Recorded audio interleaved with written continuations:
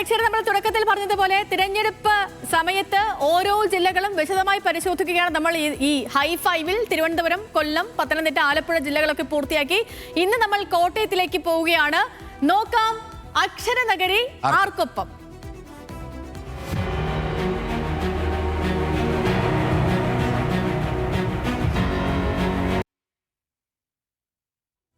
നമുക്കറിയാം ആകെ 9 മണ്ഡലങ്ങളാണ് കോട്ടയത്ത് ഉള്ളത്. നിലവിൽ 5 മണ്ഡലങ്ങൾ നേടി നേരിയൊരു ലീഡ് അത് LDFനാണ്. UDFന് 4 സീറ്റുകൾ ഉണ്ട്. NDAക്ക് നിലവിൽ സീറ്റില്ല. നമുക്ക് ഈ സ്ക്രീനിൽ കാണുമ്പോൾ തന്നെ അറിയാലോ രുചേഷ് സുരേന്ദ്ര, ആ ചാർട്ടിൽ എല്ലാ കാര്യങ്ങളും വ്യക്തമാണ്. UDFനും LDFനും ഉള്ള സ്വാധീനം എത്രത്തോളമാണ് നമ്മുടെ ഈ മുന്നിലുള്ള ഈ ഗ്രാഫിൽ നിന്നും കാണാം. കാരണം UDFന്റെ വളരെ ശക്തി കേന്ദ്രമായ ഒരു ജില്ല. അവിടെ കഴിഞ്ഞ തിരഞ്ഞെടുപ്പിൽ LDF മികച്ച നേട്ടമുണ്ടാക്കി. 2016 LDFന് 2ഉം UDFന് 6ഉം സീറ്റുകളായിരുന്നു. സ്വതന്ത്രനായി മത്സരിച്ച് ജയിച്ച PC ജോർജ് പക്ഷേ ഇന്ന് പൂഞ്ഞാറിൽ BJPക്ക് വേണ്ടി NDAക്ക് വേണ്ടി മത്സരിക്കുന്നു. അതാണ് നിലവിൽ ഉള്ള ഒരു തെരഞ്ഞെടുപ്പ് കണക്ക്. നമുക്കറിയാം 2011 LDFന് 2ഉം UDFന് 7ഉം സീറ്റുകളായിരുന്നു ഉണ്ടായിരുന്നത്. അവിടെ നിന്ന് കേരള കോൺഗ്രസ് എം LDFിലെത്തി മുന്നണിയുടെ അവിഭാജ്യ ഘടകമായി മാറി. കേരള കോൺഗ്രസുകളുടെ ശക്തി എത്രത്തോളം ഉണ്ട് എന്ന് ഒരിക്കൽ കൂടി ടെസ്റ്റ് ചെയ്യപ്പെടുന്ന ഒരു തെരഞ്ഞെടുപ്പ് കൂടിയാകും ഇത്തവണത്തേത് എന്നതാണ് ശ്രദ്ധേയം. നമുക്ക് ഓരോ മണ്ഡലത്തിലെയും സാഹചര്യങ്ങൾ പരിശോധിക്കാം എന്ന് തോന്നുകയാണ്. അപ്പൊ ആദ്യം തന്നെ പോകുന്നത് ഒരു ത്രികോണ പോരാട്ടം നടക്കുന്ന മണ്ഡലം. അപ്പം നമ്മൾ എനിക്ക് തോന്നുന്നു ഇതിൽ പ്രധാനപ്പെട്ട ഒരു 3 ഇടങ്ങളിൽ നമ്മളൊരു അതിശക്തമായ ത്രികോണ പോരാട്ടം പ്രതീക്ഷിക്കുന്നു. അതിൽ ഏറ്റവും പ്രധാനപ്പെട്ടതും തുടങ്ങാം അല്ലേ? അതെ, പാലായിൽ നിന്നും തുടങ്ങുകയാണ്. അപ്പം പാലാ നിയോജക മണ്ഡലം നമുക്ക് അവിടെ സ്ക്രീനിൽ വന്നിട്ടുണ്ട്. അപ്പൊ പാലായിൽ നമുക്കിപ്പോൾ നിലവിൽ ആരൊക്കെയാണ് മത്സരിക്കുന്നത് സ്ഥാനാർത്ഥികളിൽ നിന്നും തുടങ്ങാം. ഓഫ് കോഴ്സ് ഇത് നമുക്ക് പറയുന്ന പോലെ ജോസ് കെ മാണി ഈ കുറച്ച് കാലത്തിന് ശേഷം വീണ്ടും നിയമസഭയിലേക്ക് മത്സരിക്കാൻ വരികയാണ്. ജോസ് കെ മാണി, ഒപ്പം തന്നെ MLA എന്തായാലും അവിടെ വരുന്നു. അതോടൊപ്പം ഷോൺ ജോർജ് മത്സരിക്കും. ഇതിൽ ഏറ്റവും ശ്രദ്ധേയമായ കാര്യം ഒരുപക്ഷെ പാലാ എന്ന് പറയുന്നത് ഒരിക്കലും ഒരു BJPക്ക് ഏതെങ്കിലും തരത്തിൽ സ്വാധീനമുള്ളതോ അവരുടെ ഒരു A ക്ലാസ് മണ്ഡലത്തിലൊന്നും പറയുന്ന സ്ഥലമല്ല. പക്ഷെ എന്നിട്ടും നമ്മൾ ഇപ്പോൾ പറയുകയാണ് അവിടെ ഒരു ത്രികോണ മത്സരം എന്ന് പറയുന്നത് ഈ ഷോൺ ജോർജിന്റെ ഒരു സാന്നിധ്യമാണ്. കാരണം നമുക്കറിയാം അത് PC ജോർജിന് കോട്ടയത്ത് പ്രത്യേകിച്ച് പൂഞ്ഞാറിൽ ഉണ്ടാക്കിയ അദ്ദേഹത്തിന്റെ ഒരു മാറ്റം. അദ്ദേഹം വന്നതോടെ ഒറ്റക്ക് പോലും നമുക്കറിയാം ആ തരത്തിൽ ഉള്ളത്. അതുകൊണ്ട് ഷോൺ ജോർജും സമീപകാലത്തൊക്കെ എല്ലാ വിഷയങ്ങളിലും ഇടപെടുന്നു, സഭാ നേതാക്കളുമായി ഇടപെടുന്നു. പ്രത്യേകിച്ച് ബന്ധമുണ്ട് കേന്ദ്ര സർക്കാരുമായിട്ട് വളരെ അടുത്ത ഒരു ഇടനിലക്കാരൻ എന്നൊക്കെ പറയും. ഏത് വിഷയം ഉണ്ടാകുമ്പോൾ ഒരു ഇടനിലക്കാരനാണ്. ഇതിലേറ്റവും ശ്രദ്ധേയമായ ഒരു കാര്യം പാലാ മാണിയെ മാത്രമേ ജയിപ്പിക്കൂ. അതായത് 65-ൽ മണ്ഡലം രൂപീകൃതമായ അന്ന് മുതൽ പേരിലൊരു മാണി വേണം എന്നുള്ളത് നിർബന്ധമാണ്. അതായത് കെ മാണി പോയതിനു ശേഷം ഒരു ഉപതെരഞ്ഞെടുപ്പ് വന്നപ്പോൾ ശ്രദ്ധേയമായതും ഇത് മാണി സി കാപ്പൻ എന്നെ ജയിപ്പിച്ചുകൊണ്ടാണ് അത് നിലനിർത്തിയത്. എന്തായാലും 2001 വന്നപ്പോൾ അത് ഇടതുപക്ഷത്തെ നിന്ന് മാണി സി കാപ്പൻ വലതുപക്ഷത്തേക്ക് പോകുന്നു, UDFിലേക്ക് പോകുന്നു. അവിടെ 2 മാണിമാരുടെ മത്സരം തന്നെയാണ്. ജോസ് കെ മാണിയുടെയും മാണി സി കാപ്പന്റെ മത്സരം. എന്തായാലും ജയിച്ചതും മാണി സി കാപ്പൻ തന്നെയാണ്. ഇത്തവണയും 2 മാണിമാർ മത്സരിക്കുന്നുണ്ട്. പാലായുടെ ഒരു ആ ചരിത്രം അതുപോലെ നിൽക്കുമോ, അല്ലെങ്കിൽ ഷോൺ ജോർജ് അവിടെ ഒരു പുതിയ പേരുകാരനാകുമോ എന്നതൊക്കെ നമുക്ക് കണ്ടറിയാം. വീണ്ടും പരിഗണിക്കുകയും ചെയ്യും. രണ്ടാമത്തെ മണ്ഡലത്തിലേക്ക് പോകാൻ തോന്നുന്നു, കടുത്തുരുത്തി. കടുത്തുരുത്തിയുടെയും കണക്കുകൾ വരുന്നുണ്ട്. നമുക്ക് അറിയാം അത് ഏറ്റവും പ്രധാനപ്പെട്ട കാര്യം മോൻസ് ജോസഫിന്റെ ഒരു കോട്ട എന്ന് തന്നെ പറയാം. മോൻസ് ജോസഫ് കാലങ്ങളായി 96 മുതൽ മോൻസ് ജോസഫ് തുടർച്ചയായി മത്സരിക്കുന്ന സ്ഥലമാണ്. എന്തായാലും ഒരിക്കൽ മാത്രം പരാജയപ്പെട്ടു. നിർമ്മല ജിമ്മി കേരള കോൺഗ്രസ് എം നിർത്തുമ്പോൾ അവരും ആ അർത്ഥത്തിൽ ജില്ലാ പഞ്ചായത്ത് പ്രസിഡന്റായ ഒരാളാണ്. കോട്ടയത്തിന്റെ ജില്ലാ പഞ്ചായത്ത് പ്രസിഡന്റായ ഒരാളാണ്.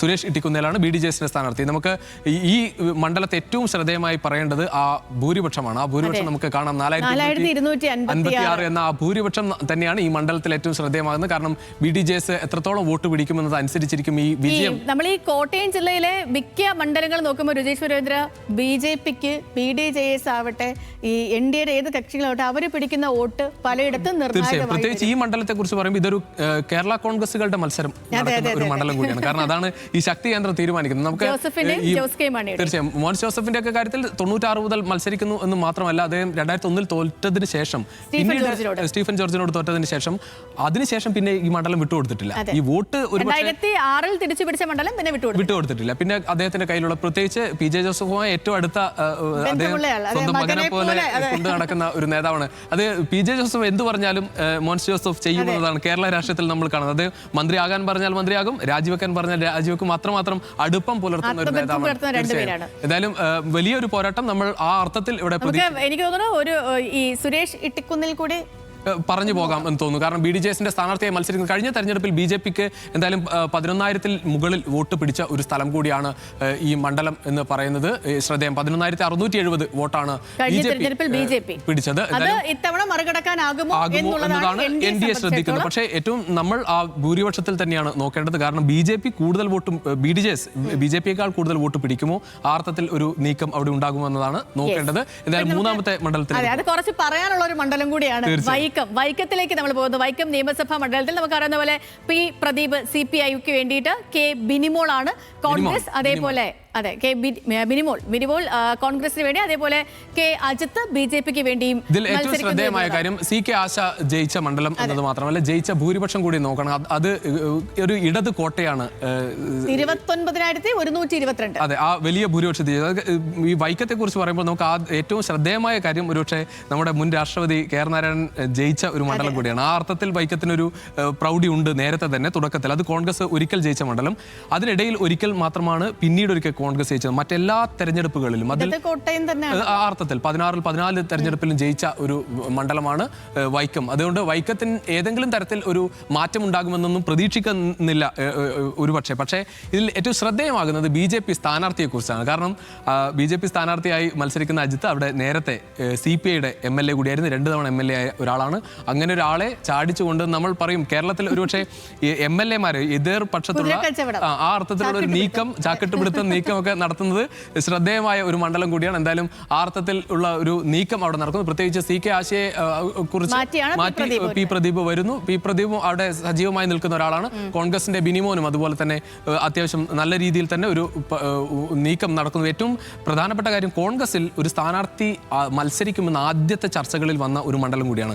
നമ്മൾ അവിടെ പ്രതീക്ഷിച്ചത് സണ്ണി M. കബിക്കാട്ടിനെ കൂടിയായിരുന്നു. പ്രതിപക്ഷ നേതാവ് വാക്ക് കൊടുത്തു എന്നൊക്കെ പറഞ്ഞ വിവാദമായി തുറന്നു പറയുകയും ചെയ്തായിരുന്നു. തീർച്ചയായും പിന്നീട് അത് മൊത്തം മാറി പ്രതിപക്ഷ നേതാവ് അങ്ങനെ ഒരു വാക്ക് കൊടുത്തിട്ടേ ഇല്ലെന്ന് അദ്ദേഹവും പറഞ്ഞു.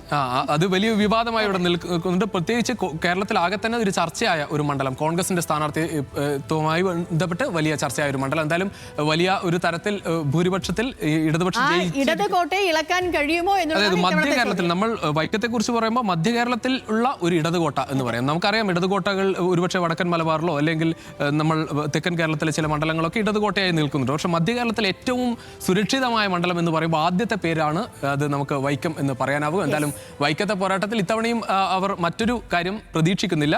CPI നിലവിൽ മുൻതൂക്കം അങ്ങനെ തന്നെയാണ്. ഇനിയിപ്പം അടുത്ത് നമ്മൾ പോകുന്നത് ഏറ്റുമാനൂരിലേക്കാണ്, മന്ത്രിമണ്ഡലത്തിലേക്കാണ്. മന്ത്രിമണ്ഡലത്തിലേക്ക് പോകുമ്പോൾ സ്വാഭാവികമായിട്ടും VN വാസവൻ തന്നെയാണ് CPI-ന് വേണ്ടി, നാട്ടകം സുരേഷ് കോൺഗ്രസിന് വേണ്ടി മത്സരിക്കുന്നു, അതേപോലെ ആതിര C. നായർ 2020-ക്ക് വേണ്ടി മത്സരിക്കുന്നു. ഇതാണ് നിലവിൽ. ഇപ്പം ഇതിൽ രജീഷ് വീരേന്ദ്ര ഏറ്റുമാനൂരാണ് എനിക്ക് തോന്നുന്നു ഇതിൽ BDJS-ന് അതല്ലെങ്കിൽ NDA-ക്ക് അവരുടെ ഒരു വോട്ട് ഷെയർ നമ്മൾ ഇവിടെ നോക്കണം. ഏറ്റുമാനൂർ നമുക്ക് അറിയാവുന്ന പോലെ കോട്ടയത്ത് ഒരുപക്ഷെ സാമുദായിക സമവാക്യം എന്ന അർത്ഥത്തിൽ പറയേണ്ടി വരും. എല്ലാ അത് ഏത് തരത്തിലായാലും, അത് നായർ വിഭാഗത്തിനായാലും അത് വിഭാഗത്തിനായാലും അല്ലെങ്കിൽ സഭാ നേതൃത്വത്തിനായാലും അത് വിവിധ സഭകൾക്കായാലും അത് എവിടെയും ഒരു വോട്ട് ഷെയർ ഉള്ള സ്ഥലമാണ്. അതുകൊണ്ട് ഈ സഭയൊക്കെ എടുക്കുന്ന തീരുമാനം നമ്മൾ ഇതിലെ സ്ഥാനാർത്ഥികൾ ഇപ്പൊ നമ്മള് VN വാസവന് എല്ലാവരുമായിട്ട് ബന്ധമുണ്ട്. ഇപ്പം NSS-ന്റെ ജനറൽ സെക്രട്ടറിയോട് വളരെ അടുത്ത ബന്ധമാണ്, SNDP യോഗം ജനറൽ സെക്രട്ടറിയോട് വളരെ അടുത്ത ബന്ധമാണ്, അതേപോലെ സഭയുമായിട്ട് പോയത് പോലും VN വാസവനാണ്. അതേപോലെ തന്നെ നാട്ടകം സുരേഷ് തള്ളിക്കളയാൻ പതിറ്റാണ്ടുകൾക്ക് ശേഷം അവിടെ കൈപ്പത്തി ചിഹ്നത്തിൽ ഒരാൾ മത്സരിക്കുന്നു. അതാണ് ഏറ്റവും ശ്രദ്ധേയം. പതിറ്റാണ്ടുകൾക്ക് ശേഷം ജോസഫ് വാഴക്കിന് വേണ്ടിയിട്ടായിരുന്നു നിലനിൽക്കുന്നുണ്ട്. പക്ഷേ നാട്ടകം സുരേഷും ഒട്ടും ചെറുതല്ല. കാരണം VN വാസവനോളം തന്നെ നാട്ടകം സുരേഷിനും SNDP യോഗം ജനറൽ സെക്രട്ടറിയുമായി വളരെ അടുത്ത ബന്ധമുണ്ട്. അപ്പം 95% വരുന്ന ഈഴവ വോട്ടുകൾ അത് ഇവിടെ ഏറ്റവും നിർണായകമാകും. രണ്ടാമത് രജീഷ് രവീന്ദ്ര, ഇപ്പം ഈ VN വാസവൻ നമുക്കറിയാം ദേവസ്വം മന്ത്രിയാണ്. ദേവസ്വം മന്ത്രി ഏറ്റവും കൂടുതൽ വിവാദങ്ങളിലൊക്കെ ആയി പെട്ടുപോയ ഒരു സമയം കൂടിയാണല്ലോ ഇത്. ശബരിമല വിഷയമടക്കം അതേപോലെ അങ്ങനെ വന്നില്ല. ഇല്ല, ഇപ്പം ശബരിമല വിഷയമുണ്ട്. അതേപോലെ തന്നെ നമ്മൾ പറയുന്ന മറ്റേ സംഗമം, ശബരിമല സംഗമം അയ്യപ്പ സംഘവുമായിട്ട് ബന്ധപ്പെട്ട് അതിൽ പഴി കേൾക്കുന്നുണ്ട് മന്ത്രി. ഈ ഒരു സിനാരിയോ ഇങ്ങനെ നിൽക്കുമ്പോൾ നമ്മൾ ആ BJP-യുടെ സ്ഥാനാർത്ഥി നോക്കണം. BJP അവിടെ കൊടുത്തിരിക്കുന്നത് 2020-ക്കാണ് കൊടുത്തിരിക്കുന്നത്. 2020-യുടെ ഏറ്റവും ചെറിയ സ്ഥാനാർത്ഥി ആതിര D. നായർ എന്ന് പറയുന്ന ഒരു റീൽസ് താരമാണ്. അതെ, ഒരു റീൽസ് താരമാണ് ആതിര D. നായർ. നമ്മൾ 2016-ൽ രജീഷ് രവീന്ദ്രൻ ഈ ഏറ്റുമാനൂരിൽ BJP NDA കൊടുത്ത NDA അവിടെ BDJS നിർത്തിയിരിക്കുന്നത്. BDJS അന്ന് 27,000 വോട്ട് ഏറ്റുമാനൂരിൽ പിടിച്ചു. അതിനുശേഷം 2021 വരുമ്പോൾ ആ സമയത്ത് BJP ആണ് അവിടെ മത്സരിക്കുന്നത്. BDJS അല്ല, BJP മത്സരിക്കുന്നു. BJP മത്സരിക്കുമ്പോൾ ആ 27,000 വോട്ട് 11,000 വോട്ടായി കുറഞ്ഞു. ആ വോട്ട് പോയത് നേരെ VN വാസവനിലേക്കാണ് പോയത്. ആ VN വാസവന്റെ ഭൂരിപക്ഷം നോക്കുമ്പോൾ നമുക്ക് അറിയാൻ പറ്റും കഴിഞ്ഞ വട്ടം ഈ ബാക്കി വോട്ടുകൾ എങ്ങോട്ടാണ് പോയതെന്ന്. ഇത്തവണ ഞാൻ ഈ പറഞ്ഞ പോലെ അനുകൂല ഘടകങ്ങൾ BJP സംബന്ധിച്ച് നിരവധിയാണ്. ഇപ്പൊ ശബരിമല വിഷയമുണ്ട്, ദേവസ്വം മന്ത്രി മത്സരിക്കുന്നു. ഇതൊക്കെയാണ് ഇവരുടെ മെയിൻ പ്രചാരണ വിഷയമാണെങ്കിൽ നിങ്ങൾ എന്തുകൊണ്ട് 2020 കൊടുത്തു? അതെ, 2020 കൊടുത്തു എന്നൊരു ചോദ്യം അവിടെ നിൽക്കുന്നുണ്ട്. 2020 കൊടുക്കുമ്പോഴും അത് കൊടുത്തിരിക്കുന്ന ഒരു റീൽസ് തരത്തിലാണ് കൊടുത്തിരിക്കുന്നത്. അതിന്റെ കൂടുതൽ വേണമെങ്കിൽ നമുക്ക് കണക്ട് ചെയ്ത് റാന്നി കൂടെ നോക്കാം. റാന്നിയാണല്ലോ ശബരിമല നിലനിൽക്കുന്ന മണ്ഡലം.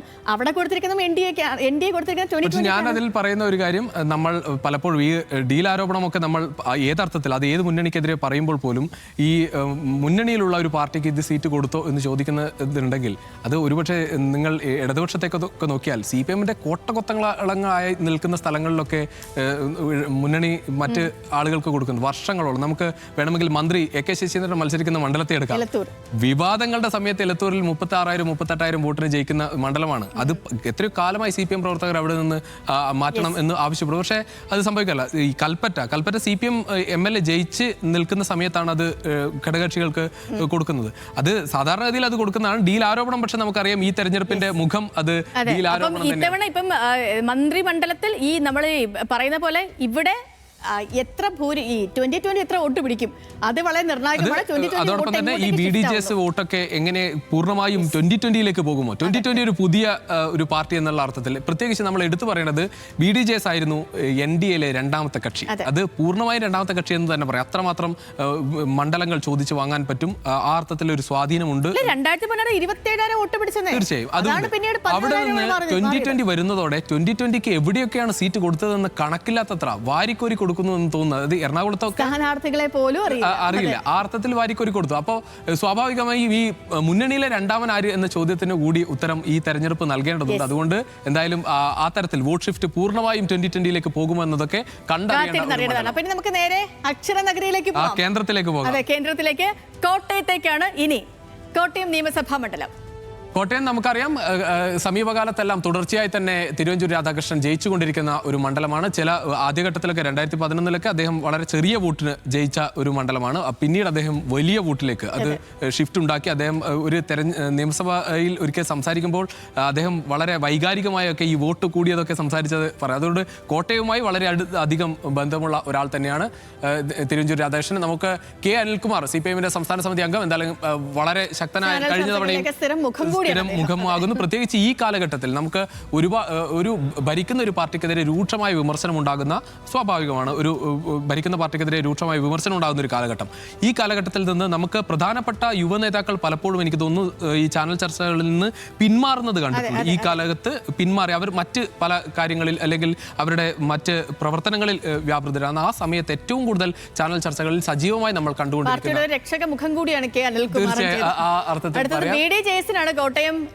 ഇവിടെ നമ്മൾ അതിൽ രസകരമായ കാര്യം നമ്മൾ പലപ്പോഴും ഈ സ്ഥാനാർത്ഥികളുടെ അപരന്മാർ എന്ന് പറയും. ഈ സ്വതന്ത്ര സ്ഥാനാർത്ഥികളായി ഇവിടെ ഈ NDA സ്ഥാനാർത്ഥി ഒരുപക്ഷെ CPM-ന്റെ സ്ഥാനാർത്ഥിക്ക് അപരനായി വരുമോ, അത് ഏതെങ്കിലും തരത്തിൽ ബാധിക്കുമോ എന്നത് കൂടി ഒരു ആശങ്കയായി ഇവിടെ നിലനിൽക്കുന്നുണ്ട്. എന്തായാലും ഒരു എഡ്ജ് തന്നെ ഉണ്ട്. കാരണം പക്ഷേ കോട്ടയം നഗരത്തിൽ എപ്പോഴും നമ്മൾ പറയും ഈ വികസന പ്രവർത്തനങ്ങൾ ചൂണ്ടിക്കാണിച്ചാണ് ഈ ഇത്തവണത്തെ പ്രചാരണത്തിൽ അവിടെയുള്ള കോട്ടയത്തെ ഇടതുപക്ഷം ഏറ്റവും കൂടുതൽ ചർച്ചയാക്കുന്നത് തിരുവഞ്ചൂർ കൂടി അല്ലെങ്കിൽ ഉമ്മൻചാണ്ടി കൂടി അവിടെ ഉണ്ടാക്കിയ ഒരു ആകാശപാതയുണ്ട്. അത് ഒരുപക്ഷെ ഒരിക്കലും നടക്കാത്ത പദ്ധതികൾ എന്നൊക്കെ പറയുന്ന തരത്തിൽ നമ്മൾ ഹലോ മലയാളത്തിൽ വന്നൊരു കമന്റ് ഓർമ്മ, പക്ഷേ ഇപ്പൊ പറയുന്നില്ല, ഒരു കോമഡി കമന്റ് വന്നായിരുന്നു ഒരിക്കലും നമ്മൾ ഈ ആകാശപാതയുമായിട്ട് ബന്ധപ്പെട്ടുള്ള കാര്യങ്ങൾ സംസാരിക്കുമ്പോൾ. കോട്ടയം വിട്ട് പുതുപ്പള്ളിയിലേക്ക് പോകാം.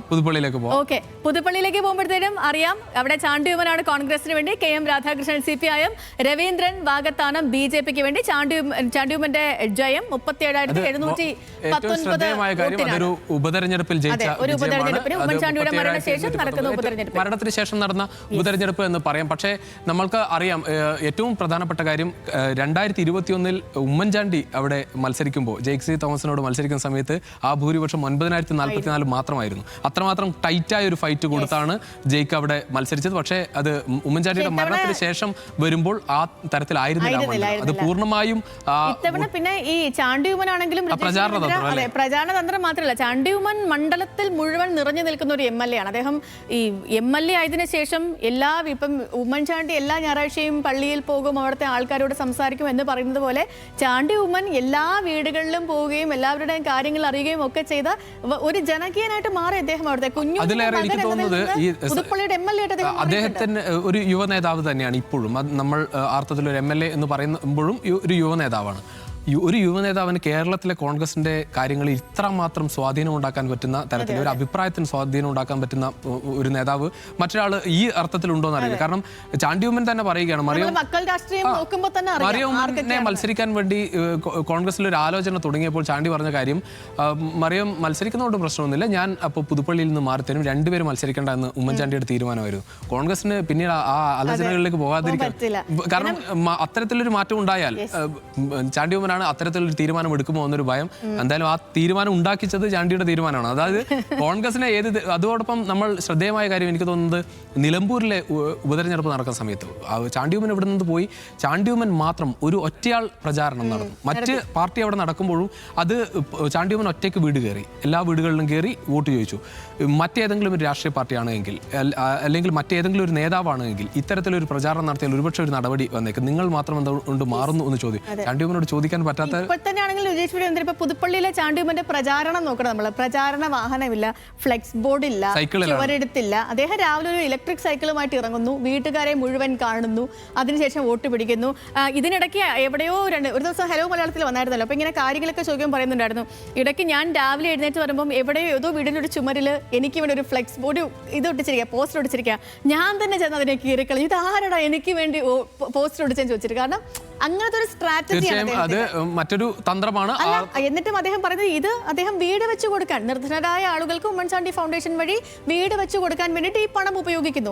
അതുകൊണ്ട് തന്നെ എനിക്ക് തോന്നുന്നത് ഈ തെരഞ്ഞെടുപ്പിലും ചാണ്ടിയുമ്മന് വലിയ ഒരു മേൽക്കൈയുണ്ട്. നമ്മൾ ഈ പറയുന്ന ഭൂരിപക്ഷം അതൊരു റെക്കോർഡ് ഭൂരിപക്ഷമാണ് 37,719 എന്നുള്ളത്. ആ തരത്തിൽ ആ മണ്ഡലത്തിലെ ഒരു റെക്കോർഡ് ഭൂരിപക്ഷത്തിലേക്ക് വീണ്ടും ഉയർത്താൻ പറ്റുമോ ഇല്ലയോ എന്നുള്ളതാണ്. ഇപ്പൊ നിലവിൽ ചാണ്ടിയുമ്മൻ തന്നെയാണ് അവിടുത്തെ ഒരു എഡ്ജ്. എന്തായാലും ആ തരത്തില്ല. പക്ഷേ നമ്മൾ നേരത്തെ പറഞ്ഞതുപോലെ 2020 ഒരു തദ്ദേശ തെരഞ്ഞെടുപ്പിലൊക്കെ വലിയ മുന്നേറ്റം അവിടെ ഇടതുപക്ഷം ആ മണ്ഡലങ്ങളിലെ പഞ്ചായത്തുകളിൽ ഉണ്ടാക്കിയിരുന്നു. പക്ഷേ അത് അതേപോലെ ഒരു മേൽക്കൈ ഇത്തവണ തദ്ദേശ തെരഞ്ഞെടുപ്പിൽ ഉണ്ടാക്കാൻ സാധിച്ചുമില്ല. പക്ഷേ എങ്കിലും അവിടെ ചില മണ്ഡലങ്ങൾ ഒരു പ്രദേശത്തൊക്കെ ആ വോട്ട് അവിടെ തന്നെ നിലനിർത്താൻ പറ്റുന്നുണ്ട്. കാലങ്ങളായി തന്നെ അത് ഉമ്മൻചാണ്ടി മത്സരിക്കുന്ന സമയത്തും CPIM-ന് ഒരു നിശ്ചിത വോട്ടുള്ള ഒരു മണ്ഡലം തന്നെയാണ് പുതുപ്പള്ളി. ആ തരത്തിലുള്ള ഒരു ഫൈറ്റ് KM രാധാകൃഷ്ണൻ കൊടുക്കാൻ സാധിക്കുമെന്നതാണ് ചങ്ങനാശ്ശേരിയിലേക്ക് പോകാം. ചങ്ങനാശ്ശേരിയിലേക്ക് വരുമ്പോഴത്തേനും ഈ പറഞ്ഞ പോലെ ജോബ് മൈക്കിളാണ് കേരള കോൺഗ്രസ് എം, വിനു ജോബാണ് കേരള കോൺഗ്രസ്, പിന്നെ B രാധാകൃഷ്ണ മേനോൻ ഇവിടെയും നമ്മൾ പറയുന്നത് കേരള കോൺഗ്രസുകളുടെ ഫൈറ്റ്. അതിൽ ആ ഭൂരിപക്ഷം നമുക്ക് ശ്രദ്ധേയമാണ്, 6059. നമ്മൾ മറ്റ് നമുക്കറിയാം കഴിഞ്ഞ തെരഞ്ഞെടുപ്പിൽ ആകെ ഈ സംസ്ഥാനത്തുടനീളം നടന്ന തെരഞ്ഞെടുപ്പുകളിൽ നമുക്കറിയാം പല ജില്ലകളിലും ഇതേ അവസ്ഥയുണ്ട്. കാരണം വളരെ ചെറിയ ഒരു ഭൂരിപക്ഷം, അത് ആ ഭൂരിപക്ഷത്തിൽ തോറ്റ അല്ലെങ്കിൽ ജയിച്ച മണ്ഡലങ്ങൾ തന്നെയാണ് ഇത്തവണയും ശ്രദ്ധേയമാകുന്നത്. കാരണം ആ നമ്പർ വലുതാണ്. 20 മണ്ഡലങ്ങൾ 25 മണ്ഡലങ്ങൾ എന്ന് പറയുന്നത് ആ നമ്പറിലാണ് കൂടുതൽ അത് LDF കിട്ടിയിട്ടുണ്ട്. അപ്പോൾ അത് നിലനിൽക്കുമോ, അല്ലെങ്കിൽ ആ വോട്ട് കൂട്ടാൻ സാധിക്കുമോ, അല്ലെങ്കിൽ അത് കൈവിട്ടു പോകുമോ എന്ന ഒരു ആശങ്കയാണ് നിലവിലുള്ളത്. നമുക്കറിയാം കോട്ടകൊത്തങ്ങളായി നിൽക്കുന്ന മണ്ഡലങ്ങളിൽ വലിയ അട്ടിമറി എന്നതൊന്നും ഈ തെരഞ്ഞെടുപ്പിൽ നമ്മൾ അത് പ്രതീക്ഷിക്കുന്നില്ല. പക്ഷേ ഇത്തരം മണ്ഡലങ്ങൾ ശ്രദ്ധേയമായി മാത്രമേ ഉള്ളൂ, 6059 ഭൂരിപക്ഷം മാത്രമേ ഉള്ളൂ. അപ്പം അതുകൊണ്ട് ആ മണ്ഡലങ്ങൾ എന്തും പ്രതീക്ഷിക്കുകയും ചെയ്യാം. നമുക്ക് അടുത്ത മണ്ഡലം 8ാമത്തെ മണ്ഡലം കാഞ്ഞിരപ്പള്ളിയിലേക്ക് പോകാം. ഇവിടെ നമ്മൾ വിശദമായി നോക്കേണ്ടതുണ്ട്. കാരണം ഒരു ത്രികോണ പോരാട്ടം നടക്കുന്ന സ്ഥലമാണ്. സ്ഥാനാർത്ഥികളെ പറഞ്ഞു പോകാം. N ജയരാജ് കേരള കോൺഗ്രസ് എമ്മിന് വേണ്ടി മത്സരിക്കുന്നു, റോണി കെ ബേബി കോൺഗ്രസിന് വേണ്ടി മത്സരിക്കുന്നു, ജോർജ് കുര്യൻ കേന്ദ്രമന്ത്രി BJP-ക്ക് വേണ്ടി മത്സരിക്കുന്നു. എന്തായാലും കാഞ്ഞിരപ്പള്ളിയിൽ കഴിഞ്ഞ തവണ 13,703 അപ്പൊ വിശദമായിട്ട് നമുക്ക് വീണ്ടും അടുത്തതിലേക്ക് വരാം. അത് കാര്യമായിട്ടൊന്ന് പരിശോധിക്കാം. ഇനി നമ്മൾ പറയാൻ പോകുന്നതും അവസാനത്തെ മണ്ഡലം പരിശോധിക്കേണ്ടതാണ്. പരിശോധിക്കേണ്ട മണ്ഡലമാണ് പൂഞ്ഞാർ. പൂഞ്ഞാറിന്റെ നമുക്കറിയാം, പൂഞ്ഞാർ എന്ന പേര് കേൾക്കുമ്പോൾ പി സി ജോർജ് എന്ന് ഓർമ്മ വരും. എന്തായാലും സെബാസ്റ്റ്യൻ കുളത്തിങ്കൽ നിലവിൽ MLA 16,817 വോട്ടിന് പി സി ജോർജിനെ തന്നെ തോൽപ്പിച്ച് MLA ആയ ആളാണ്. സജി ജേക്കബ് കോൺഗ്രസ് സ്ഥാനാർത്ഥി. പി സി ജോർജ് ഇത്തവണ BJP-ക്കൊപ്പമാണ് മത്സരിക്കുന്നതെന്നാണ് ശ്രദ്ധേയമായ കാര്യം. ഇതാണ് പൊതുചിത്രം. നമ്മൾ ഇനി